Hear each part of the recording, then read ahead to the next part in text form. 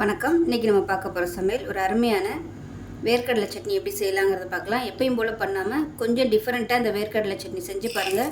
Taste சூப்பராக இருக்கும். So வாங்க எப்படி செய்யலாங்கிறத பார்க்கலாம். இப்போ ஒரு பாத்திரம் எடுத்துக்கலாம். இதில் வந்து தண்ணி சேர்த்துக்கலாம். சும்மா ஒரு 2 கப் அளவுக்கு தண்ணி சேர்த்துக்கலாம்.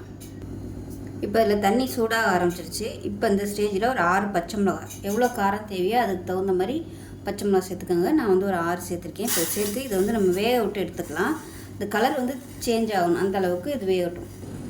இப்போ பாருங்கள், பச்சை மிளகாய் கலர் மாற ஆரம்பிச்சிருச்சு. இது வந்து எடுத்துகிட்டு வேறு பிளேட்டுக்கு மாற்றிக்கலாம்.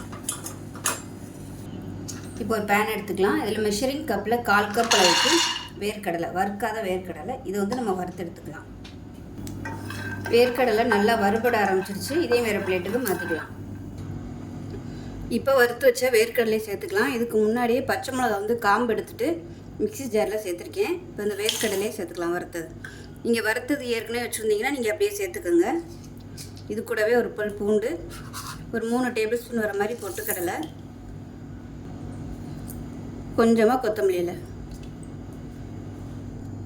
சட்னிக்கு தேவையான உப்பு. இப்போ இதில் தண்ணி சேர்த்துக்கலாம்.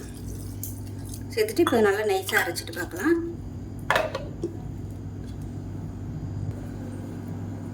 இப்போ சட்னி ரெடி ஆயிடுச்சு.